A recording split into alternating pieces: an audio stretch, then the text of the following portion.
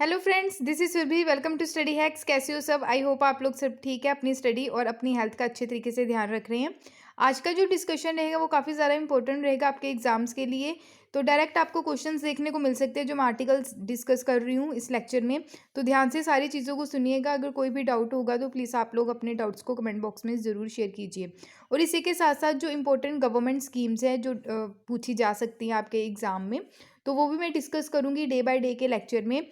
तो जो भी कन्फ्यूज़न रहेगी स्कीम से रिलेटेड, वो भी आपकी जो कन्फ्यूजन्स जो हैं रिलेटेड टू स्कीम्स, तो वो भी सारी क्लियर हो जाएगी। ठीक है, तो आइए आज का डिस्कशन जो है वो हम लोग स्टार्ट करते हैं। सबसे पहले बात की जा रही है मेडिकल डिवाइसेस। अब मेडिकल डिवाइसेस जो है इसमें क्या क्या चीज़ें आ जाती है, जैसे सर्जिकल इक्विपमेंट हो गया, डायग्नोस्टिक इक्विपमेंट जैसे cardiac imaging, CT scan, cardiac जो हार्ट से रिलेटेड जो स्कैनिंग की जाती है, एक्सरे, मोलिकुलर इमेजिंग और एमआरआई, अल्ट्रासाउंड जो मशीन्स रहती हैं। ठीक है, हैंड हेल्थ डिवाइस या लाइफ सपोर्ट इक्विपमेंट जैसे एग्जांपल वेंटिलेटर। तो ये सारी चीज़ें जो हैं हम क्या करते हैं, ह्यूज तौर पे इंपोर्ट करते हैं। स्पेशली चाइना से जो है ये काफ़ी इंपोर्ट की जाती है चीज़ें। तो डिपेंडेंसी जो है अनदर कंट्री से, तो वो कम की जा सके। ठीक है, ग्राउंड लेवल पे भी चीज़ों को इम्प्लीमेंट किया जा सके, तो मेडिकल डिवाइस इंडस्ट्रीज़ को सेटअप किया जा सके हमारी कंट्री में, ताकि बर्डन जो है related to import and other country पे जो हमारी डिपेंडेंसी है वो कम हो सके। क्लियर? तो इसी से रिलेटेड प्रमोशन ऑफ मेडिकल जो डिवाइस पार्क है ये अभी लॉन्च किया गया है। मिनिस्ट्री कौन सी है? Ministry of chemical and fertiliser के द्वारा। ठीक है, ये इंपॉर्टेंट हो जाता है। बात करते हैं कि मेडिकल डिवाइसेस इंडस्ट्रीज को कैसे सेटअप करना है ताकि हम आत्मनिर्भर बन सके। ठीक है, तो सेल्फ रिलायंट करने की यहाँ पे कोशिश की जा रही है। Unique blend of engineering and medicine का, यानी कि मेडिसिन की फील्ड में जो लोग हैं, इंजीनियरिंग की फील्ड में जो लोग हैं, ठीक है, तो मिलके यहाँ पे इनके द्वारा काम किया जाएगा। इसमें इन्वॉल्व रहेगा कि मशीन्स का क्रिएशन कैसे करना है। ठीक है, ताकि लोगों की जो मतलब हेल्थ से रिलेटेड जो प्रॉब्लम्स है उसको हम सॉल्व कर सके। ठीक है, ऑब्जेक्टिव क्या है इसका कि इजीली जो है टेस्टिंग अवेलेबल होनी चाहिए, इंफ्रास्ट्रक्चर फैसिलिटीज़ जो हैं वो इजीली अवेलेबल हो। ठीक है, ताकि हम जो है कॉस्ट को रिड्यूस कर सके। ठीक है, जो महंगी चीज़ें हैं वो सस्ते दाम अफोर्डेबल चीज़ें हो सके। ठीक है, स्पेशली जो प्रोडक्शन है मेडिकल डिवाइसेस का, तो बेटर अवेलेबिलिटी होनी चाहिए। ठीक है, यानी कि अवेलेबल होना चाहिए, अफोर्डेबल चीज़ें होनी चाहिए, यानी कि सस्ती होनी चाहिए। स्पेशली जो मेडिकल डिवाइसेस है कहाँ पे, डोमेस्टिक मार्केट में, ये ऑब्जेक्टिव है, ये टारगेट्स रखे गए हैं। अगर बात करें इसमें जो टोटल जो पैसा लगा है गवर्नमेंट का, 400 करोड़ है। ठीक है, तो टेन्योर अगर देखें स्कीम का, फाइनेंशियल ईयर 2020 और फाइनेंशियल ईयर 24 और 25। ठीक है, तो इसमें चीज़ें जो है इन ईयर्स में ये कवर अप की जाएंगी। उसके अलावा हम देख लेते हैं जैसे advancing growth in new India's medical device sector जो है स्कीम, आपको पहले ही बता दिया मैंने कि promotion of medical devices park की यहाँ पे बात की जा रही है। तो मेडिकल पार्क्स में क्या आ जाएगा, 4 मेडिकल डिवाइस पार्क सेटअप किए जाएंगे अक्रॉस 4 स्टेट्स। ठीक है, इंफ्रास्ट्रक्चर डेवलपमेंट अच्छी तरीके से होगा, world class testing facilities provide करवाई जाएगी। ठीक है, ताकि ज़्यादा से ज़्यादा जैसे कोविड-19 के जो केसेस हैं, ठीक है, अच्छी तरीके से टेस्टिंग हो सके, ताकि पता चल सके कि कौन से पॉजिटिव है और कौन से नेगेटिव है। ठीक है, तो वर्ल्ड क्लास टेस्टिंग जो है इंफ्रास्ट्रक्चर फैसिलिटी जो है वो डेवलप की जाएगी। टेन्योर मैंने आपको पहले ही बता दिया है कि 2020 और फाइनेंशियल ईयर 2024 और 25। ठीक है, फाइनेंशियल इंसेंटिव की अगर हम बात करें, जो ग्रांट अप टू दिया जाएगा इंडियन रुपए, यानी कि 100 करोड़ पर पार्क। ठीक है, तो 400 करोड़ है। ठीक है, 4 स्टेट्स में ये जो है 4 स्टेट्स में इन्वेस्टमेंट किया जाएगा। ठीक है, 4 मेडिकल डिवाइस पार्क के लिए, तो हर एक स्टेट के लिए 100 करोड़ जो है वो दिए जाएंगे। क्लियर? तो आई होप आपको इतनी चीज़ क्लियर है। बात करते हैं सेंटर जो है, सेंटर ग्रांट देगा स्पेशली जो हिमाचल प्रदेश, तमिलनाडु, मध्य प्रदेश, उत्तर प्रदेश। ठीक है, तो ये स्टेट्स हैं, ये सेंटर के द्वारा ग्रांट दी जाएगी। इससे रिलेटेड इंपॉर्टेंट ये हो जाता है मेडिकल डिवाइसेस सेक्टर जो है हमारी कंट्री में कैसे कैसे वर्क कर रहा है। अगर बात करें यूएसडी, जो 5.2 बिलियन यूएसडी जो हैं कंट्रीब्यूटिंग की जाती है अबाउट 4 to 5%। ठीक है, तो यूएसडी 96.7 बिलियन जो इंडियन हेल्थ केयर इंडस्ट्री में इसको क्या किया जाता है, इसका कंट्रीब्यूट किया जाता है। ठीक है, और मेडिकल डिवाइस सेक्टर इंडिया की अगर बात करें वो काफ़ी स्मॉल इन साइज़ है। ठीक है, तो अगर कंपेयर करें मैन्युफैक्चरिंग इंडस्ट्री से, ठीक है, अगर मैन्युफैक्चरिंग इंडस्ट्री से हम अगर बात करें मेडिकल डिवाइसेस सेक्टर की हमारे इंडिया में, तो अगर देखिए उसका साइज़ बहुत ज़्यादा कम कम है अगर कंपेयर करें तो मैन्युफैक्चरिंग इंडस्ट्री से, ठीक है। तो इंडिया जो है one of the top 20 market में आता है for medical devices all over world, और फोर्थ लार्जेस्ट मार्केट है, ठीक है, after Japan, China, south Korea, ठीक है। तो ये चीज़ें आप लोगों को याद रखनी है। अगर बात करें इंडिया जो करंटली इम्पोर्ट करता है चीज़ें, 80 to 90% जो मेडिकल डिवाइसेस है वो इम्पोर्ट की जाती हैं, ठीक है, 80 to 90%, ठीक ठीक है। तो काफ़ी ज़्यादा ये आंकड़ा है ज़्यादा।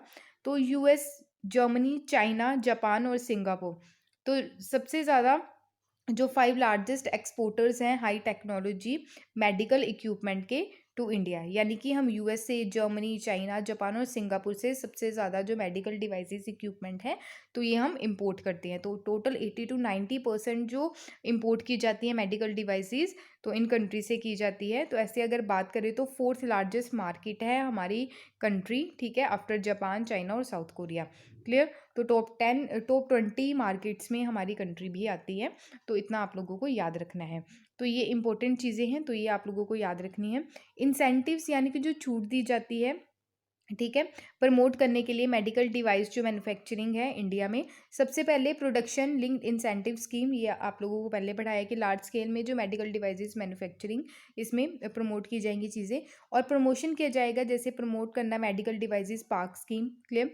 Infrastructure and common facilities provide करवाई जाएंगी स्पेशली जो मेडिकल डिवाइस मैन्युफैक्चरर्स है और वैल्यू चेन कंपनीज। क्लियर। तो इतना आपको क्लियर होना चाहिए।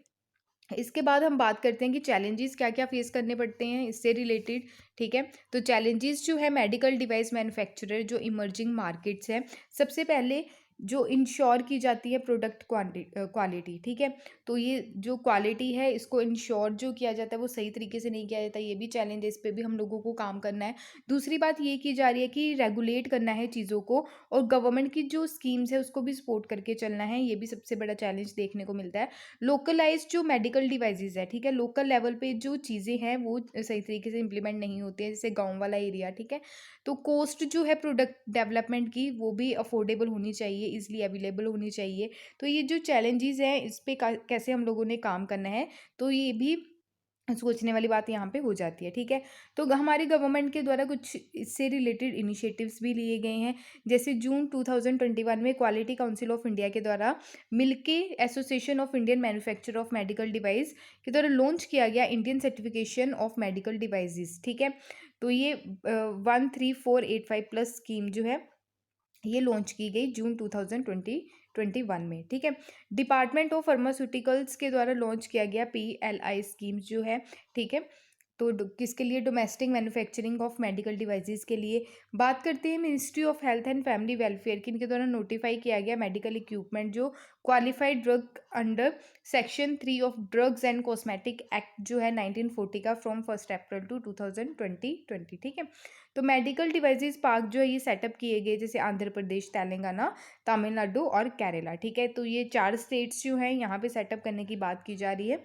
इन 2020 की बात करें तो केरला में इस्टेब्लिश किया गया मेड्स पार्क, ठीक है, इंपॉर्टेंट है ये, ठीक है। ये one of the first medical device park था हमारी कंट्री में, कहाँ पे? त्रिवंतरमपुरम में, ठीक है। तो गवर्नमेंट ऑफ इंडिया के द्वारा रिकॉग्नाइज भी किया गया कि मेडिकल डिवाइसेस जो है sunrise sector under make in India campaign 2014 में ये कैंपेन जो है ये स्टार्ट किया गया, ठीक है। तो सनराइज सेक्टर इसको बोला गया, ये मेक इन इंडिया का ये इनिशिएटिव है, ठीक है। 2014 में इसको स्टार्ट किया गया था, ठीक है। तो आई होप आपको इतनी चीज़ क्लियर है। नेक्स्ट जो बात की जा रही है सोशल अकाउंटेबिलिटी। सोशल अकाउंटेबिलिटी क्या रहती है, पहले हम इसके बारे में पढ़ लेते हैं। सोशल अकाउंटेबिलिटी क्या है? एक तो रहती है अकाउंटेबिलिटी, उसमें क्या रहेगा, जैसे accounts for responsibility for their action, obligation of power holders जो रहते हैं, यानी कि चीज़ों में क्या होनी चाहिए, एक अकाउंटेबिलिटी होनी चाहिए, ठीक है, ट्रांसपेरेंसी होनी चाहिए ताकि जो इन्फॉर्मेशन है वो सही तरीके से मिल सके, एक रिस्पॉन्सिबिलिटी होनी चाहिए। सोशल अकाउंटेबिलिटी का मतलब क्या रहता है, जैसे downward accountability obligation, empowering ordinary citizen specially जो वुमेन्स रहते हैं, मार्जिनलाइज्ड ग्रुप रहता है, उनको कैसे हमने वहाँ पे कैसे डेवलपमेंट करना है, ठीक है, उनको कैसे आगे लेके चलना है, एम्पावर करने से वुमेन एम्पावरमेंट की बात आ जाती है, ठीक है। तो लड़कियों को या वुमेन्स को क्या अपॉर्चुनिटीज़ देनी है, क्लियर। तो सोशल अकाउंटेबिलिटी कैसे लेके आनी है सोसाइटी में, तो ये सारी चीज़ें जो हैं ये यहाँ पे डिस्कस की जा रही है, ठीक है।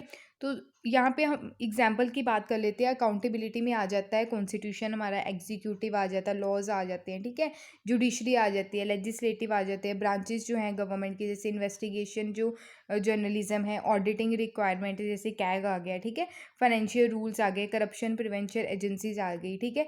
तो ये अकाउंटेबिलिटी जो है, अकाउंटेबिलिटी की रिस्पॉन्सिबिलिटी इनके ऊपर रहती है। अगर सोशल अकाउंटेबिलिटी की हम बात करें, जैसे इंडिपेंडेंट प्रो अकाउंटेबिलिटी एजेंसीज है, जैसे विजिलेंस कमीशन हो गया, सतर्कता विभाग हो गया, ठीक है।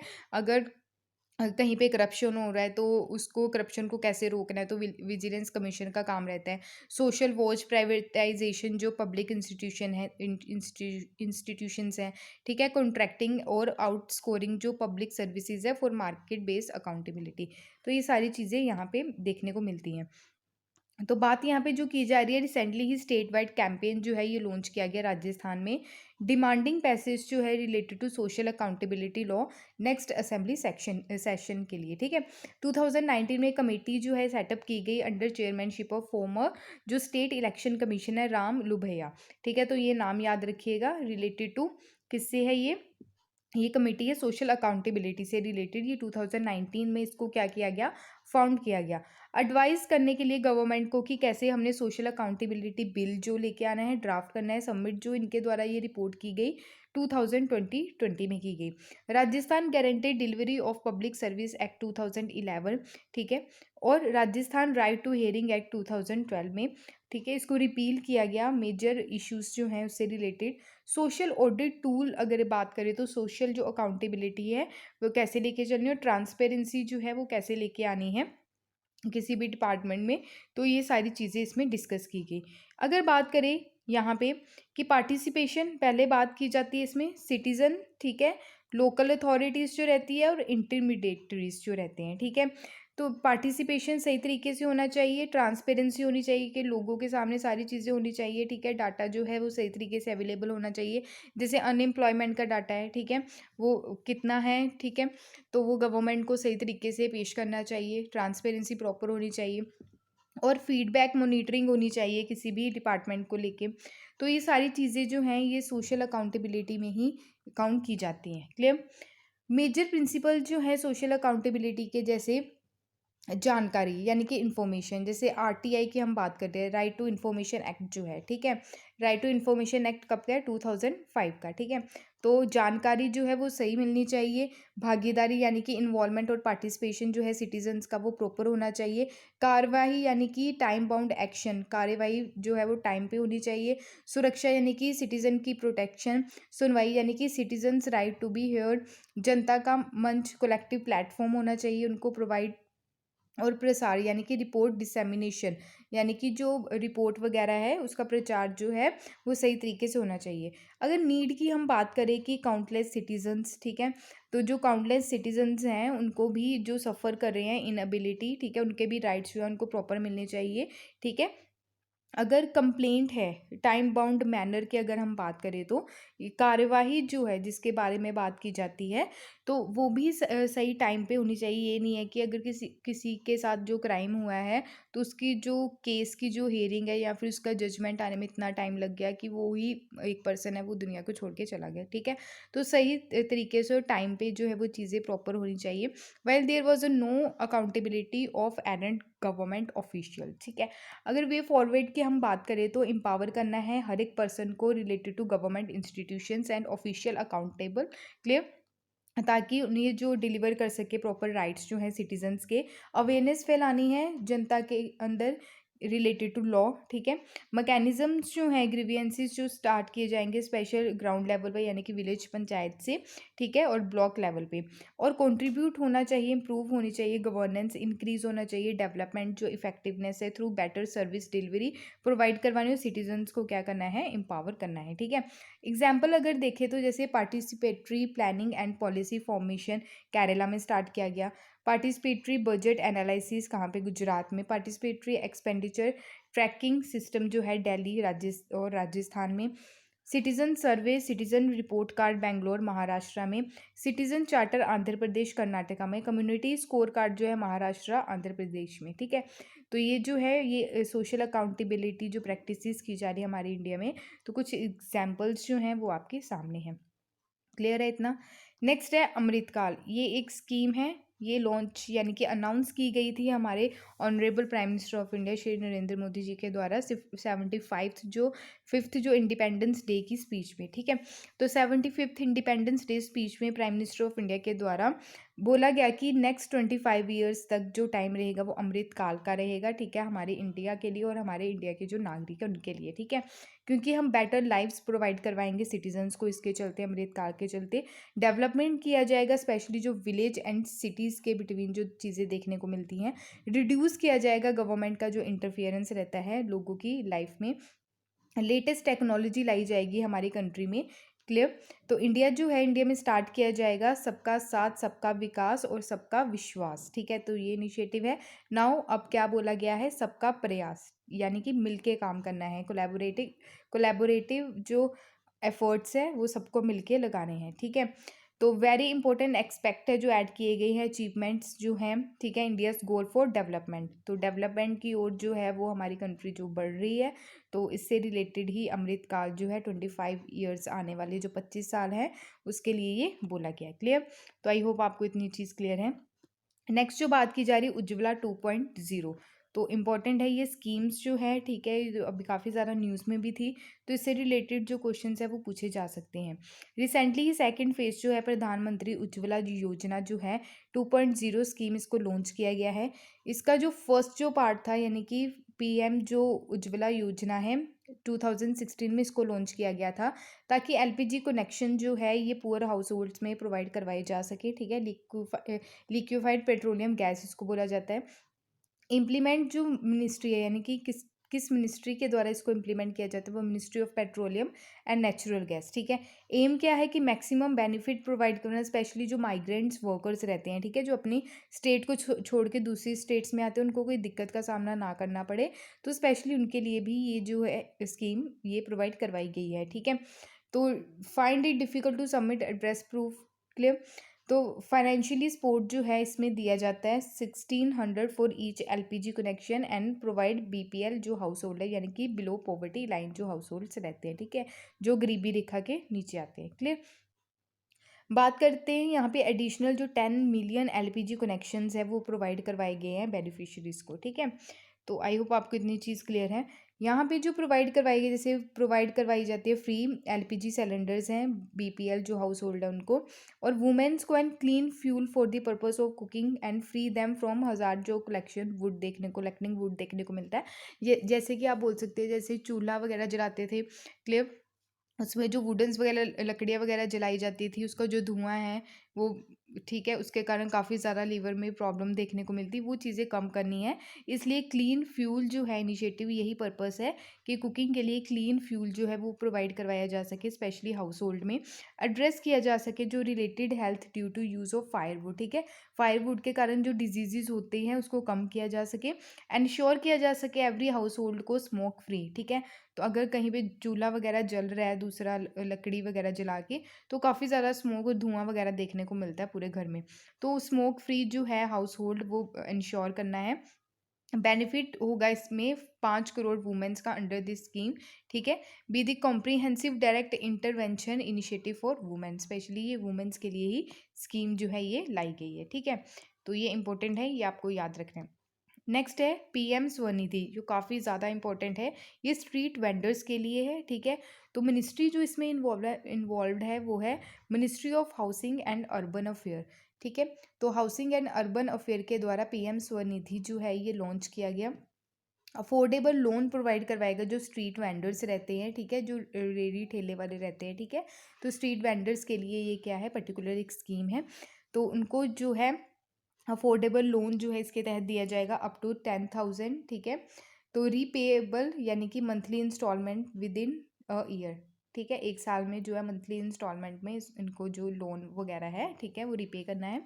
तो micro finance institution and non banking financial company self help group जो है इसमें मिलके काम करेंगे। तो ये पहली बार इस स्कीम के अंडर ही देखने को मिला, ये जो इंस्टीट्यूशंस हैं यहाँ पे मिलके काम कर रहे हैं स्पेशली अर्बन पुअर के लिए, ठीक है।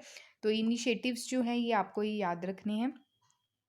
इसके अलावा बात करते हैं पीएम स्वनिधि स्कीम जो है स्पेशल माइक्रो क्रेडिट फैसिलिटी है, स्पेशली किसके लिए, स्ट्रीट वेंडर्स के लिए जो वर्क कर रहे हैं स्मॉल कैपिटल बेस और गॉट एडवर्सली अफेक्टेड हुए हैं ड्यूरिंग कोविड-19 लॉकडाउन की ड्यूरेशन में, ठीक है। लॉकडाउन की ड्यूरेशन में जो स्ट्रीट वेंडर्स हैं उनको काफ़ी ज़्यादा नुकसान देखने को मिला, ठीक है। प्राइम मिनिस्टर जी के द्वारा रिव्यू किया गया, इम्प्लीमेंटेशन जो किया गया था इस स्कीम का, ठीक है। 2.6 लाख जो एप्लीकेशन रिसीव की गई, मोर देन 64,000 जो सैंक्शन की गई, अप्रोक्सीमेटली अगर देखिए 5,500 इसमें डिसबर्स थी, ठीक है।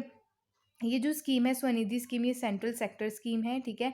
फुली फंडेड किसके द्वारा की जाती है, ministry of housing and urban affair के द्वारा। सेंट्रल सेक्टर स्कीम का मतलब क्या रहता है, एक तो रहती है सेंट्रल जो सेक्टर स्कीम है यानी कि फुली फंडेड किसके द्वारा किया जाता है, सेंट्रल गवर्नमेंट के द्वारा। एक रहती है सेंट्रल स्पॉन्सर्ड स्कीम, यानी कि सेंटर और स्टेट जो है दोनों मिलके फंड करेंगे उस स्कीम के लिए। क्लियर है इतनी बात। एलिजिबिलिटी की अगर बात करें तो इसमें अर्बन एरियाज बिफोर जो है 24 मार्च 2020 जब लॉकडाउन लगा था, ठीक है। स्टेट एंड यूनियन टेरिटरीज उसमें जो इफेक्टेड हुए हैं, ठीक है, इम्पैक्ट जिन पे पड़ा है कोविड-19 लॉकडाउन का, स्पेशली वो स्ट्रीट वेंडर इसमें कवर किए जाएंगे। Street vendor protection of livelihood and regulation of street vendor act 2014 के तहत। तो ये सारी चीज़ें हैं, तो ये आप लोगों को याद रखनी है, कोई भी कन्फ्यूज़न जो है माइंड में नहीं होना चाहिए। नेक्स्ट जो मिशन है जल जीवन मिशन, जल जीवन मिशन जो है ये काफ़ी ज़्यादा इंपॉर्टेंट है। इसका मतलब क्या है कि जो हाउस होल्ड है वहाँ पे 2024 तक जो है हाउस होल्ड टैप कनेक्शन जो है ये प्रोवाइड करवाना, स्पेशली रूरल हाउस होल्ड यानी कि गांव वाले एरिया में। मिशन जो है इसमें 55 litre water per person per day इसमें सप्लाई किया जाएगा। एवरी जो रूरल हाउस होल्ड है through financial household tap connection by 2024 तक का टारगेट रखा गया है। मिनिस्ट्री इसमें जो इन्वॉल्व है वो काफ़ी ज़्यादा इंपॉर्टेंट है, जल शक्ति मिनिस्ट्री, ये नोडल मिनिस्ट्री है स्कीम को इम्प्लीमेंट करने वाली। फंड शेयरिंग की अगर बात करें तो सेंट्रल स्टेट यहाँ पे दोनों मिलके काम करेंगे, यानी कि सेंट्रल स्पॉन्सर स्कीम है ये। तो 90:10 का इसमें जो है रेशो रहेगी हिमालयन रीजन और नॉर्थ ईस्टर्न स्टेट के लिए, 50-50 रेशो रहेगी अदर स्टेट्स के लिए, 100% जो है यूनियन टेरिटरीज के लिए यहाँ पे फंड किया जाएगा। इंपॉर्टेंट ये हो जाता है 2020 में गोवा जो है ऐसी स्टेट बनी फर्स्ट हर घर जल स्टेट, ठीक है। तो ये डिक्लेयर की गई, जो सक्सेसफुली प्रोवाइड करवाया गया गोवा गवर्नमेंट के द्वारा 100% जो functional house hold tap connection है, ठीक है, स्पेशली कहाँ पे, रूरल एरियाज में। तो ये सारी चीज़ें आपको क्लियर होनी चाहिए, ठीक है। पाइप वाटर सप्लाई जो है ये ऑल रूरल हाउस होल्ड में सप्लाई करना 2024 तक का टारगेट रखा गया है। इंटीग्रेटेड जो डिमांड है और सप्लाई चेन जो मैनेजमेंट है वो लोकल लेवल पे कैसे लेके चलना है, कवरेज करना other centre and state government schemes को इसके तहत, और क्रिएट करना जो लोकल इंफ्रास्ट्रक्चर है जैसे स्पेशल जो रेन वाटर हार्वेस्टिंग है, ग्राउंड वाटर रिचार्ज, और इसके अलावा क्या जो management household waste water है उसको कैसे रीयूज़ करना है स्पेशली एग्रीकल्चर में। तो ये सारी चीज़ें जो हैं इसके तहत ही सेटअप की गई हैं। तो आई होप आपको ये सारी चीज़ क्लियर है। गोवा की अगर हम बात कर लेते हैं, गोवा जो है यहाँ पे सिचुएटेड है कर्नाटका, महाराष्ट्र और यहाँ पे अरेबियन सी यहाँ पे आपको देखने को मिलेगा। क्लियर। तो आई होप आपको ये सारी चीज़ें क्लियर होंगी। तो ये था आज का इंपॉर्टेंट जो करंट अफेयर का सेशन था, ठीक है। तो सारी चीज़ें आपको क्लियर होनी चाहिए। पीडीएफ के लिए आप टेलीग्राम ज्वाइन कर सकते हैं, इंस्टाग्राम पे भी आप फॉलो कर सकते हैं। अगर आपको ये वीडियो पसंद आई हो तो प्लीज़ लाइक शेयर और सब्सक्राइब ज़रूर कीजिएगा। अगर कोई भी डाउट होगा किसी भी टॉपिक से रिगार्डिंग तो प्लीज़ अपने डाउट्स को कमेंट बॉक्स में शेयर ज़रूर कीजिए। Thank you for watching my video. जय हिंद।